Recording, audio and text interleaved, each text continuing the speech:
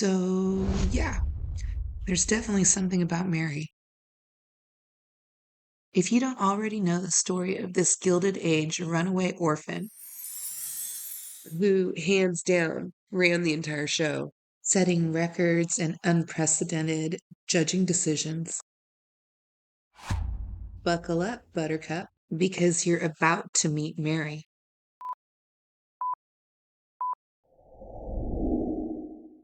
Mary Winthrop Turner is arguably one of the most influential individuals in the story of the French Bulldog in early America. At a time in American history when your name mattered, when your pedigree mattered, when people were paying attention to who you belonged to, and most importantly, where you came from, when society's elite, New York's 400, were scratching and clawing each other to get to the top and stay there, with gatekeepers like Carolyn Astor and Ward McAllister. These Gilded Age society elite were ultra protective of who they let into their fold and very deliberate about who they left out. This privileged group loved to be seen. They had nothing but time and money on their hands, and they loved the French Bulldog.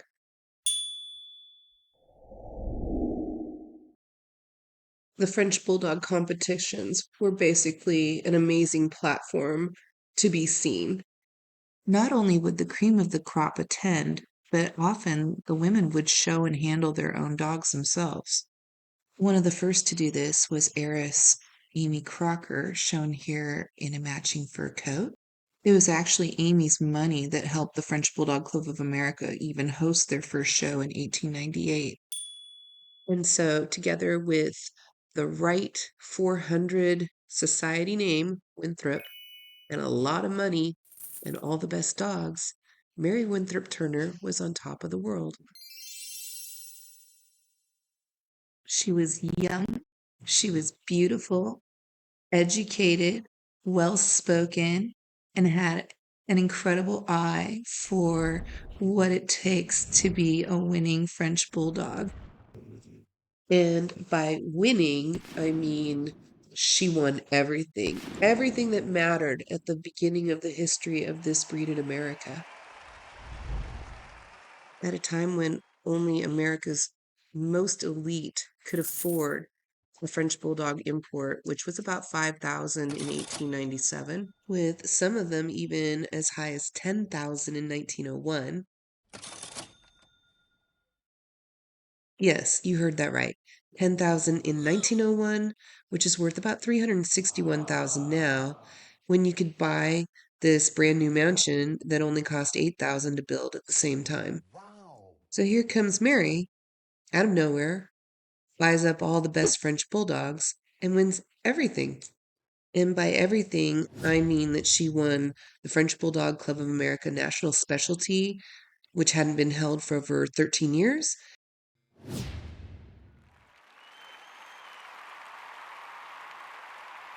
This is her with Volatile, the winner of the 1910 specialty, whose dam was actually an English Bulldog, which was still allowed because it was an open registry at the time, but it ruffled a lot of feathers. There was a protest, her title was stripped, she went back the next year in 1911, won it again. But right before she did that, she also had just won Westminster in 1911, selected by the FBDCA president. She beat the pants off of all of the rich wives of society's elite, and she was not tied to a man yet. She seemed to have an unlimited source of funds and was able to purchase dogs from the best of the best. So she collaborated quite a bit with Frank Purdy of the Purdy brothers, and she bought an import from England from Lord Pelham. It's really important to remember this dog's name. He was Champion Charlemagne of Amersham. He was imported for a record cost from England, which, if you remember, there was a huge discord between the French Bulldog Club of America and the judges from England who wanted the rose ear style for French Bulldogs versus the bat ear. And when FBDCA founding member and judge Richard Hunt picked Charlemagne of Amersham, the other contenders felt like he should have been in his own class because he was such a different breed type. He was described by magazines like Bit and Spur, which was essentially like the lifestyles of the rich and famous, as the best of his type ever. And this dog getting all of that attention belonged to Mary Winthrop Turner. Again, and we'll get more into the story of Charlemagne of Amersham and the dynamics and the intense and purposeful snubs between these women in society, in media. And of course, they were keeping close track. Like this little snarky ad pointing out how many of her dogs had beaten Champion Nabob, combined with the rivalries and alliances between two camps, Mary Winthrop Turner and some of the previous established society elite women and their relationships with FBDCA members. And it got pretty heated. Challenges were issued, fighting words, accusations. Challenges were responded to with full page ads in show catalogs, and they were spending a lot of money to fight with each other. And I just want to point out that a $500 side bet in 1912 would have been worth about 15,000 per side. In contrast to the stud fees of these two dogs, with Champion Nabob being only $30 and Mary's 1911 specialty winner being $30, but Charlemagne of Amersham was $50. And every time her haters turned around, there was Mary Winthrop Turner featured with Charlemagne of Amersham or one of her other champion French Bulldogs. By 1911, she was actually featured in Dogdom magazine as opting out of competition with her proven champions to give others a chance. Wow. I mean, think about that just for a minute. Like, in terms of today's competitors in AKC, how many do you know that would give up an opportunity to win? And while you're here, take a look at that nose leather because that's the key. Especially when you take into context that this dog is a red brindle pied. And this red brindle sired a dark brown brindle, and more than one, by the way. And scientifically, there's really only two ways that happens in the French Bulldog breed, either being homozygous for the B locus or being homozygous for cocoa, with the cocoa gene being considered exclusive to French Bulldogs. Either way, whether it's B locus or cocoa, a dog that's homozygous for either of those two genes, like this red chocolate brindle, will typically have that lighter nose leather. Wow. And in addition to Savolatile and Charlemagne of Amersham, she also had Champion Pourquoi Pas, who won the second consecutive FBDCA national specialty in 1911. So that was two in a row for Mary. She was actually wildly speculated as set up to win 1912's national specialty again with her homebred female, the Dollar Princess. One of the things that you'll find about Mary Winthrop Turner is that she was never without controversy, and it extended to the Dollar Princess, who was criticized heavily by founding members and judges for having too extreme of a face. Basically, when you hear people complain about the ultra flat face of a brachiocephalic French Bulldog, this is pretty much ground zero for when that started in the breed. And so, what's really important to take away from all of this is that there were intense rivalries, and they were over who had the dog that was going to be setting breed type for this new breed going forward. And everybody wanted to have that dog. or at the very least say that they were behind the decision to have that dog. And for some of the people that were early members of FBDCA, they wanted that breed type and that dog to be American bred versus English. Like this model that was featured in the show catalog of 1910's National Specialty.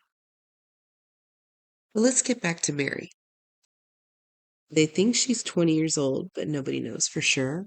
She's maybe related to some Winthrop, which is a great family name if you're in the 400. And she owns at least 40 of these dogs that cost more than people's houses. Pardon me, mansions. Here's the inside of hers at the Rockfall, just to give you an idea. Wow. She was covered by the press constantly as the Brooklyn heiress. And the gossip columnists that covered such things were scrambling to get her next move. She was featured in magazines such as Harper's and Vanity Fair for being a female kennel owner, thing most women were not able to do on their own. And it wasn't just that she was a female kennel owner, it was that the Never Never Land kennels were considered state of the art and were described as top of the line with the largest collection of French Bulldogs in the nation.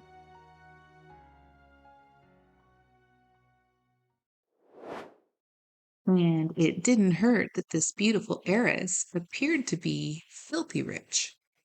Even more so, thanks to her marriage to Thomas Monroe Turner, the Cotton Duck King, who was 30 years her senior and was reportedly worth about 20 million at the time of their marriage.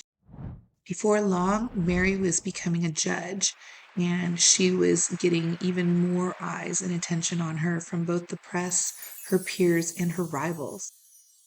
In December of 1911, the New York Tribune reported that some of the men present watching her judge for the first time were on record saying that a woman could not be trusted to have an unbiased opinion.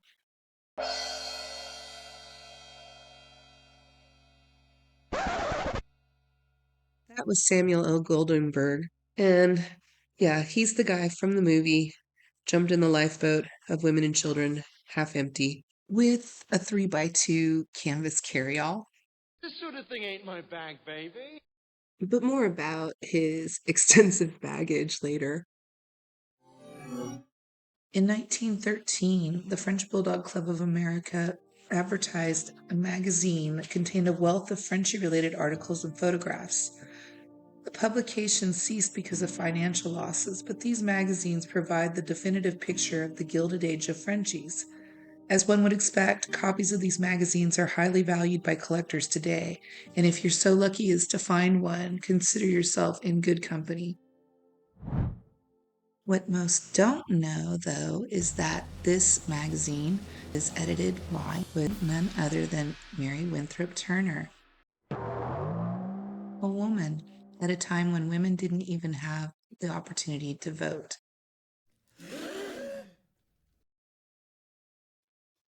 That same year that she was editing this amazing magazine, Mary Winthrop Turner was invited to be the first female judge and an American to judge at the Crystal Palace. This beautiful, young, photogenic woman who had captured the imagination of the nation was featured over and over in magazines and newspapers worldwide. Not only was Mary Winthrop Turner the darling of the press, she actually was the press for anybody that was paying attention to French Bulldogs. Sounds pretty good, right? Yeah. Young, beautiful, talented, rich, respected for her opinion, described as the greatest female breeder of bulldogs on 2 continents.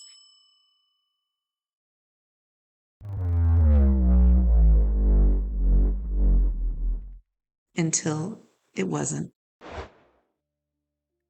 Just 3 years into their marriage, Her husband passed away from pneumonia only 2 days after being diagnosed.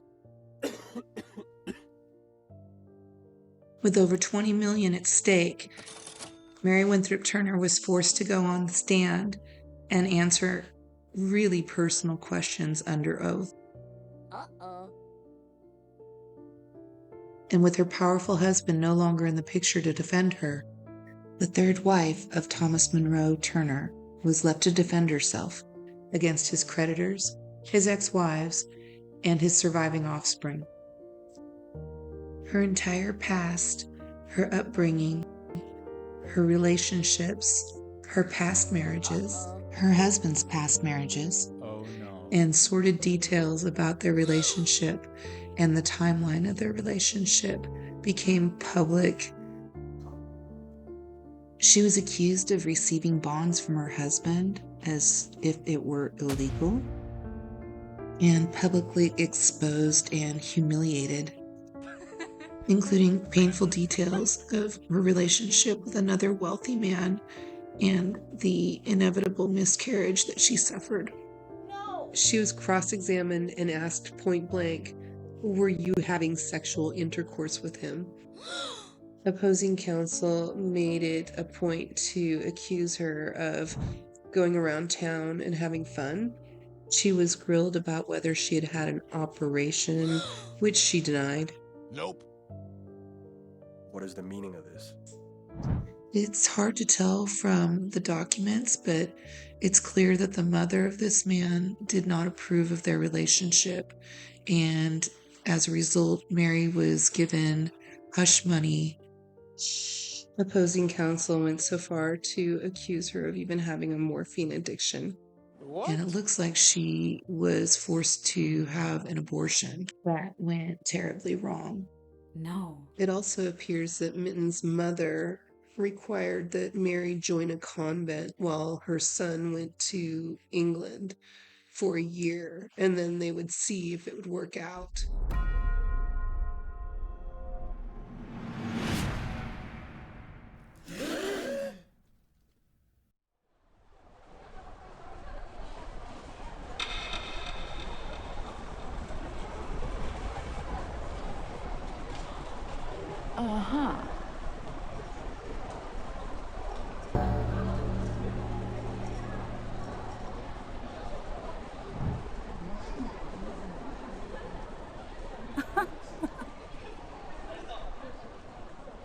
Wow.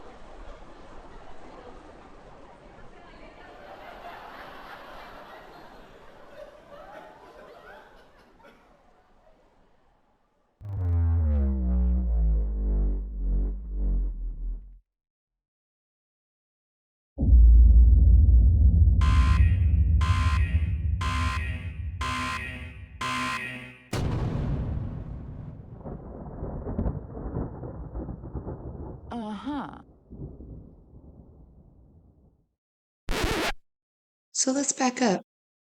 Exactly how did Mary Winthrop Turner go from an orphan runaway chorus girl / nun to one of the most influential breeders and competitors of French Bulldogs of all time? While her first name was Margaret, sometimes called Mary, she definitely was not Winthrop.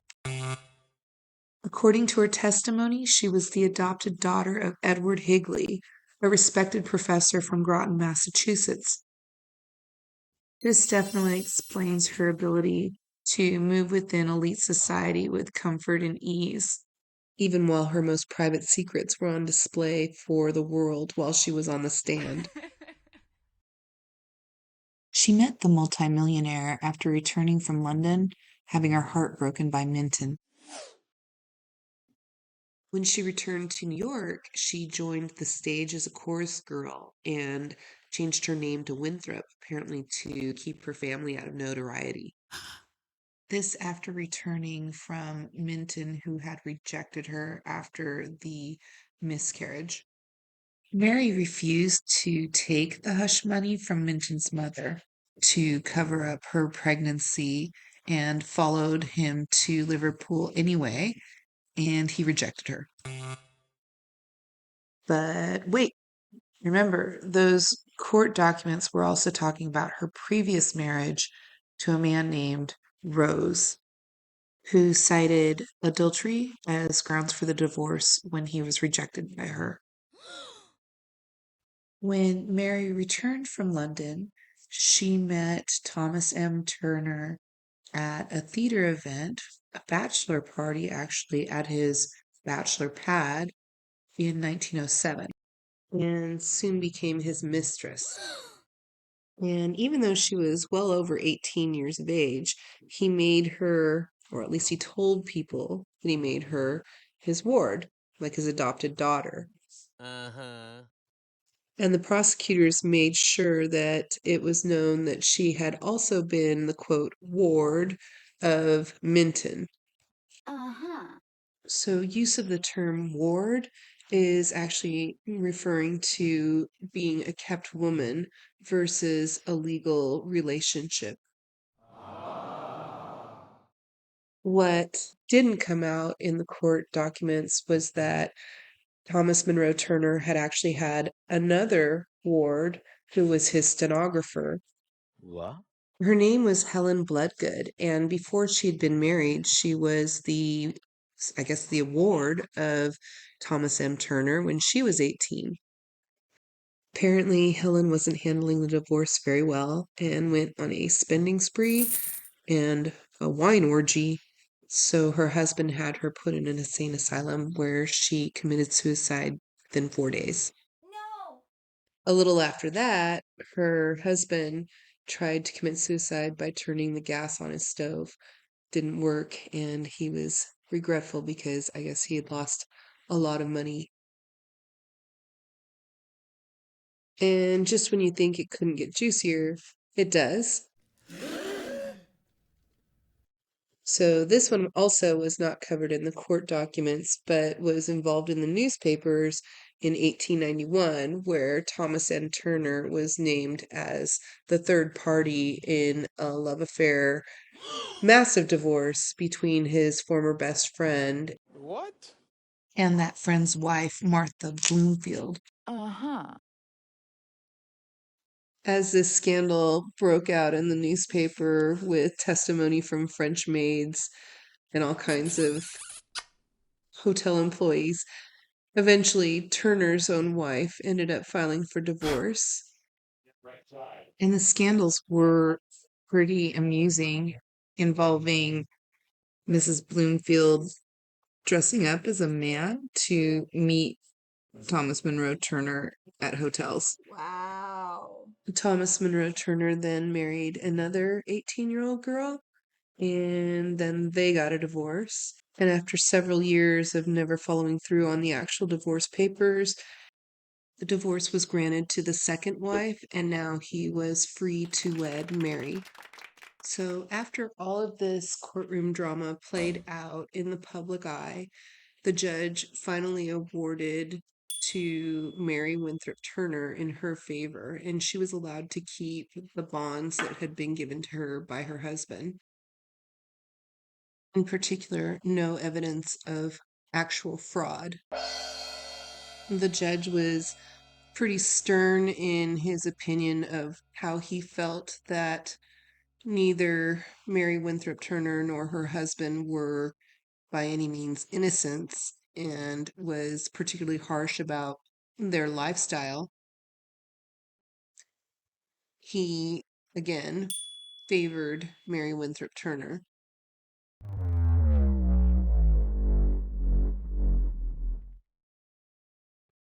Unfortunately, The damage had been done, and in the eyes of society's elite, Mary Winthrop Turner definitely didn't belong.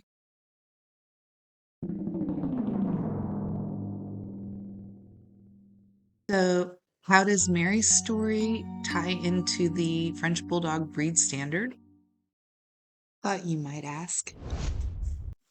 This is the original French Bulldog breed standard as described by the French Bulldog Club of America in their catalog for their specialty in 1898. And what a lot of people don't know is that there originally were no disqualifications for colors. In fact, all colors were allowed. If you go to the FBDCA site, there is a document that describes the historical changes to the breed standard. And if you pay close attention, you'll see that in 1911, a special meeting was held on May 1st in 1911, and it was allegedly to align the FBDCA with an international standard, or at least that's the way it was presented. Uh-huh. And one of the outcomes of this special meeting that was held without a vote What? is that certain colors were identified as disqualifications in the show ring, specifically any nose color other than black. What is the meaning of this? So anytime there's a policy change, in this case to a breed standard, a couple of key questions you have to ask yourself. What is the purity of the solution? What problem is being solved? And then, what is the motivation behind that change? Who benefits from that change the most?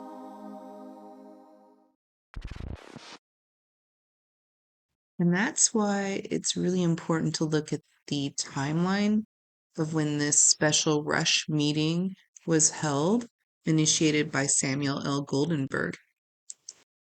The FBDCA specialty had just been held on April 20th, 1911. And it was at this show that Mary won Best of Breed with Champion Pourquoi Pas. She actually knocked herself out of the Best of Breed competition with Champion Charlemagne of Amersham, who had just won Westminster and everybody thought for sure would be winning the FBDCA specialty. And a couple of things should be noted in that the judge of this show was Samuel Goldenberg, and pay particular attention to that title of President of the Society Canine des Savoirs, because that title was stripped of Mr. Goldenberg. As in, you're fired. You and your mustache.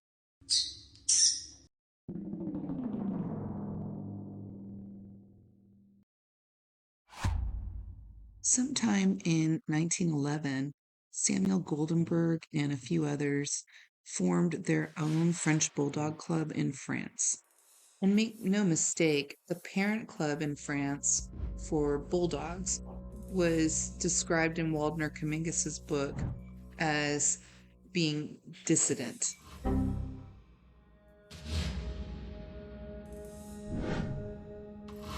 Samuel Goldenberg had named himself as the president and represented himself to the French Bulldog Club of America as such, as though he was an authority representing the opinion of others in France on behalf of the French Bulldog. But within just a couple of short months, it was discovered in France what he'd been up to by the other clubs, and they were outraged.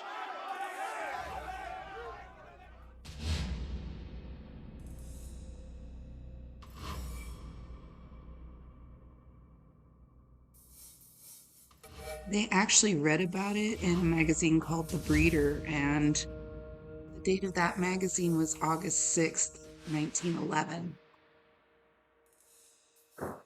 And when they discovered that the president and 3 of the members of this competing club were also members of their own club, they considered this a serious offense.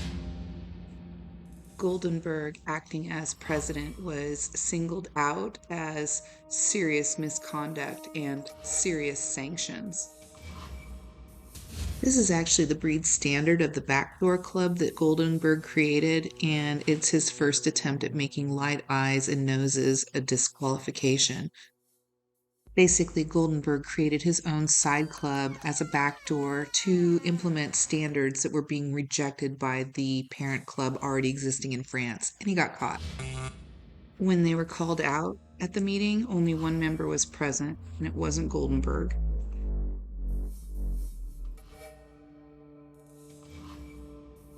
The Bulldog Club of France basically wasn't buying any of these explanations, and they informed Goldenberg that he was going to be forced to resign. Goldenberg responded with a letter saying that he had done nothing wrong, How dare you? and this is in January of 1912. So there's no doubt that he knew what he was doing when he was petitioning to the French Bulldog Club of America, that he already knew he was on his way out in France, that he'd lost his power. So his only hope of retaining power in the breed was to convince the French Bulldog Club of America that he was a man of power in Europe. And it's important to note the timeline of that because this was happening at the same time that Goldenberg was petitioning the FBDCA to have that special meeting without members being there to vote to implement a breed standard that he was presenting as being shared by everyone in France. Nope. And when you consider the contrast between the power and wealth between Goldenberg and the FBDCA members, and without the ability to verify things the way we can today with instant access on the internet, it's easy to see how it could appear that somebody had more authority than they really did.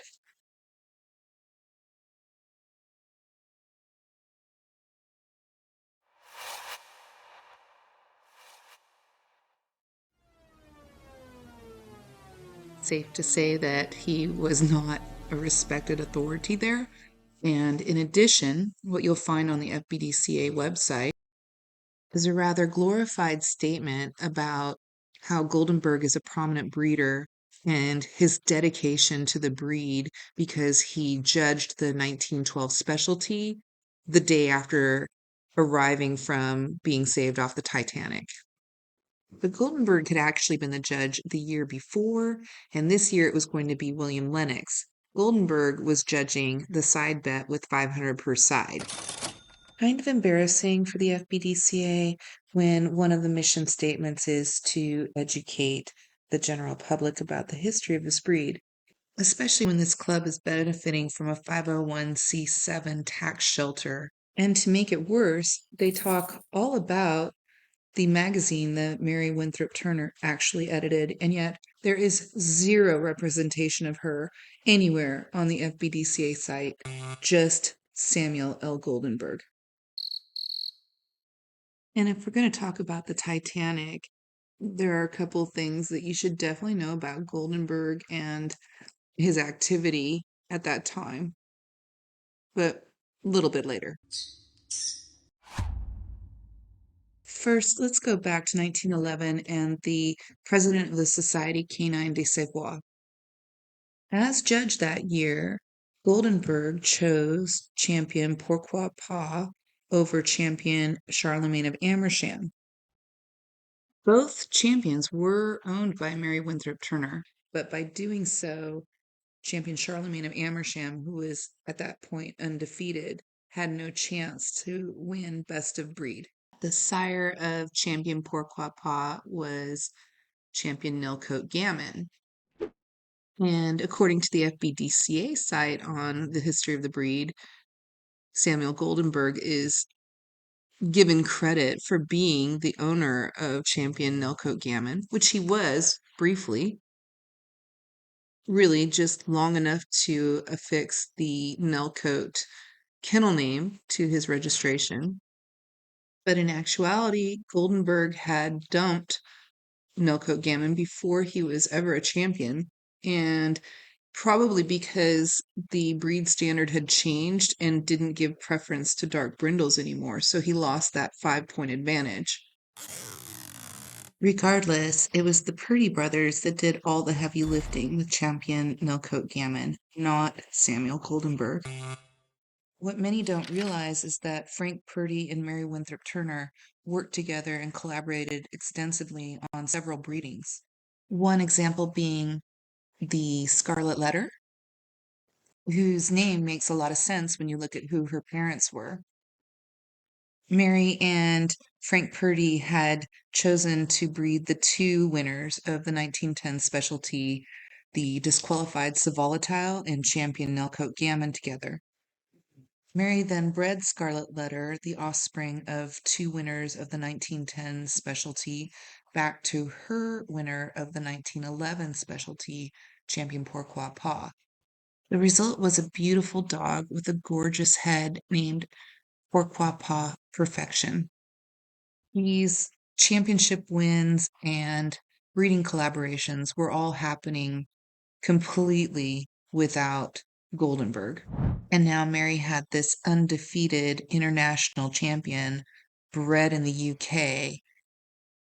Basically, given the chance, Goldenberg snubbed Charlemagne of Amersham, a snub that it shocked the authors of magazines like Bit and Spur to write about it and the inconsistency in the judging.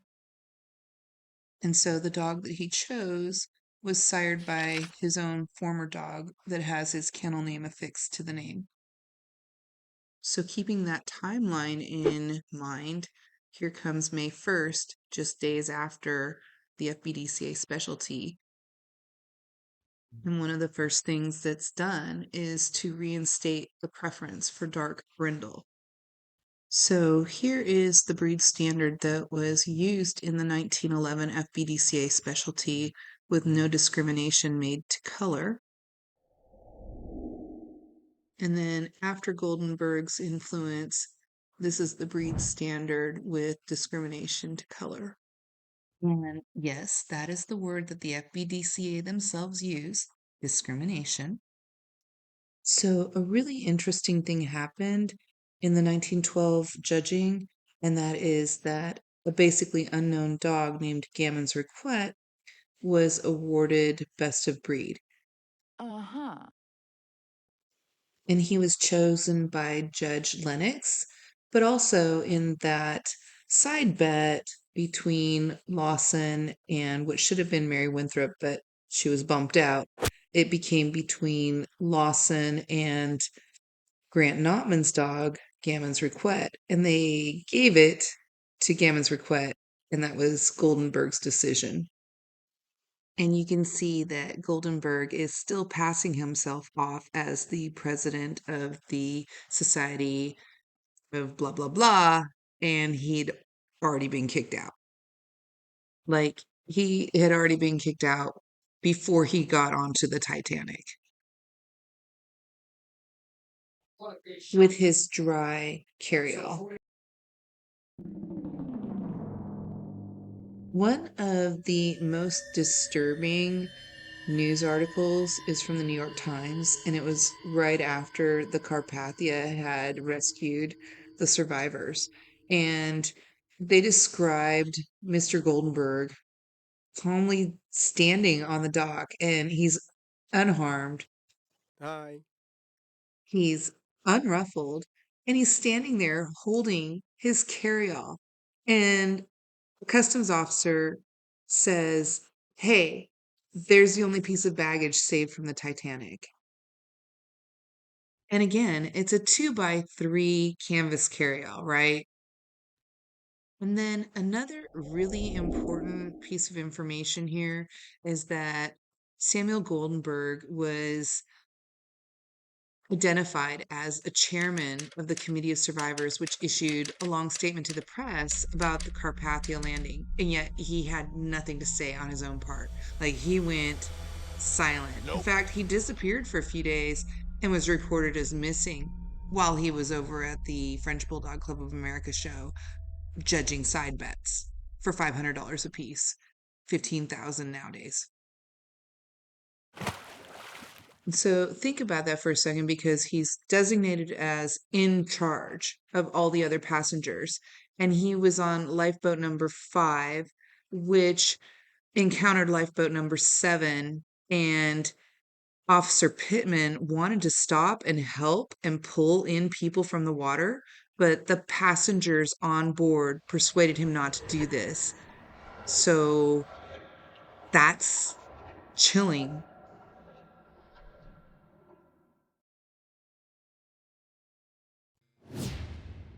And this was all well documented in the New York Times.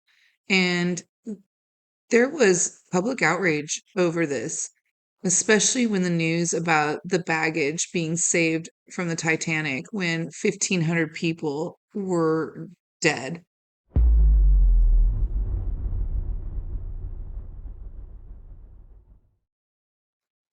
And after several days of evading questions, and obviously after the dog show, Goldenberg finally issued a statement to the New York Times where he came up with a story about how that he had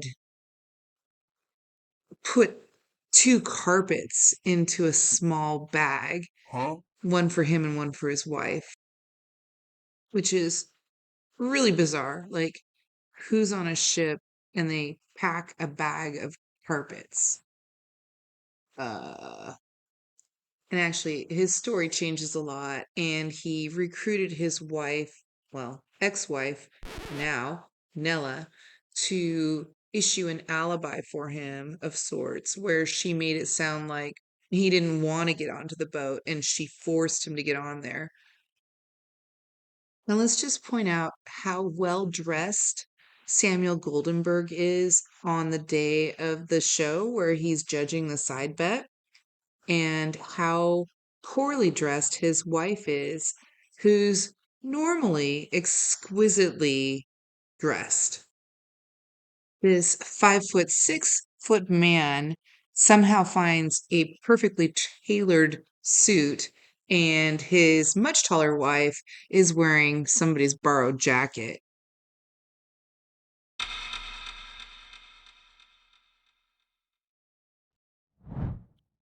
Apparently, Samuel Goldenberg suffered rheumatoid arthritis, which he claimed was from being on the Titanic. And he had an affair with the nurse that he needed for his arthritis, and he was caught. Uh-oh. And Nella was not going to have anything to do with that story. So she divorced him and ordered her children that his name could never be mentioned again. He was simply referred to as SLG. After Goldenberg's divorce from the nurse ended, he married a Polish noblewoman, and she painted a much more flattering picture of him.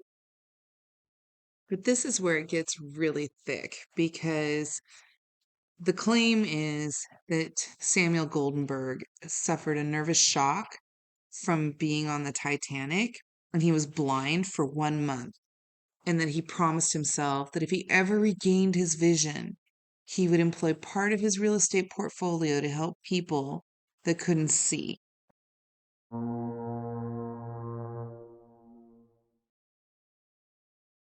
Yet somehow he could see perfectly fine when he was judging a $500 per side bet for the French Bulldog Club of America's specialty in 1912, where he implemented his new breed standard to disqualify his main competition Uh-huh. and make sure that the American bred dogs that were offspring of his former dog that he imported were best of breed and not the English bred dog that had been imported.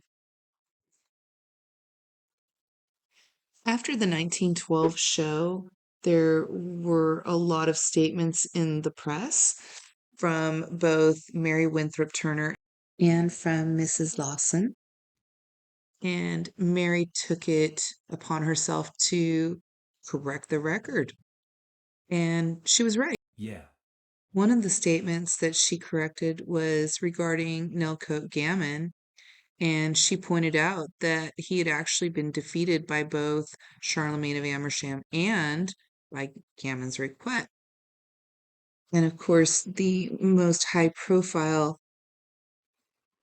defeat was from her own dog, Volatile, who won that 1910 specialty, not Champion Nellcote Gammon. He was actually first place loser, the reserve dog, and he was awarded the title when Volatile was canceled.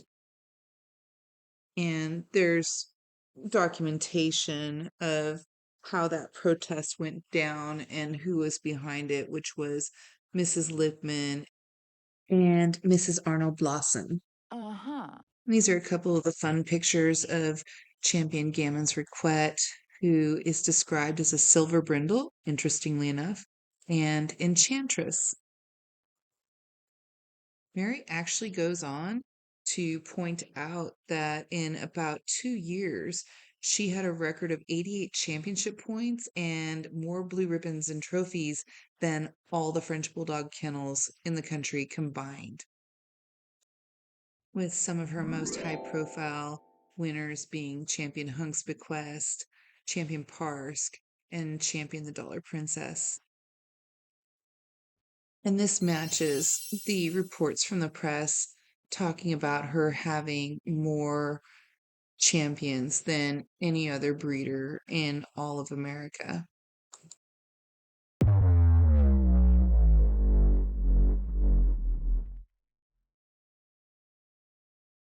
Let's get to the fun stuff. Remember, Mary Winthrop Turner reversed her decision in the show ring, and they wrote about it a lot. And here's why. Remember that article where the men were recorded as saying a woman couldn't be trusted to be unbiased? Women. Mary knew exactly who was behind the breed standard change that made her dog a disqualification. And those behind that secret meeting never anticipated that a woman would be made judge of the 1913 Westminster show for French Bulldogs. Here's the real kicker. The year that they changed the breed standard, Samuel L. Goldenberg and his team put up a silver brindle, Gammon's Requette. By conveniently picking an unknown dog sired by Goldenberg's former champion, not only did they bump Mary Winthrop Turner out of her chances of getting her third consecutive best of breed, but they also bumped Mrs. Arnold Lawson from doing the same. And here's where it gets fun, because at some point, Mary Winthrop Turner purchased Hunk's Bequest, the full litter mate to Gammon's Requette. By doing this, she gave herself an instant alibi for not having the bias that she normally would have. And like a true boss, she went to great lengths to outline exactly why she chose Fenway Frenchman, an unknown dog, over Gammon's Requette. And when you get into the details of what she wrote, she demonstrated her skill set and her expertise in judging the French Bulldog breed. And when you look at the catalog for Westminster 1913, it's very obvious that there was an opportunity for Mary Winthrop Turner to initially place Champion Gammon's Requette over Fenway Frenchman, thus giving the illusion that she was not having a bias. And it's not a mistake. She knew exactly how to orchestrate this. And there was an opportunity for her to still put up Gammon's Requette while also not placing him best of the breed. So in the first class, Fenway Frenchman's all by himself, effectively not against Gammon's Requette. She brings him forward. He's now eligible for later. In the next class, 403 French Bulldogs Open dogs, now Mary places Champion Gammon's Requette over Fenway Frenchman. And by her own admission in the judge's excerpts, she describes exactly why she immediately felt regret for giving the first place to Gammon's Requette instead of Fenway Frenchman. And she goes into great detail talking about the head, the body, and she realized that she actually preferred Fenway Frenchmen. I thought it over carefully and decided that, as I had undertaken the task of judging the biggest and most important show of the year, I must judge the dogs entirely as they appeared at the moment, apart from my own feelings, as regard to their qualifications, and as nearly as possible to the requirements of the standard, not as I knew of them in the home and by past performance, and unbiased by opinions of others. I had never seen Fenway Frenchmen, and, if there was any question of personal preference in my mind, it was towards Riquet. So this leads us to the final class for Winner's Dog, and this is where Mary reverses her decision, and she outlines this again in great detail. Was criticized for it heavily, but then also congratulated by others for being brave and courageous. And here's where, in my opinion, Mary Winthrop Turner is brilliant. Because, wait for it. Here we go. In color, Frenchman is rich, dark brindle, while Riquet is more of a silvery brindle, a color that I like, but we must remember our standard says regarding color, dark brindle is preferred.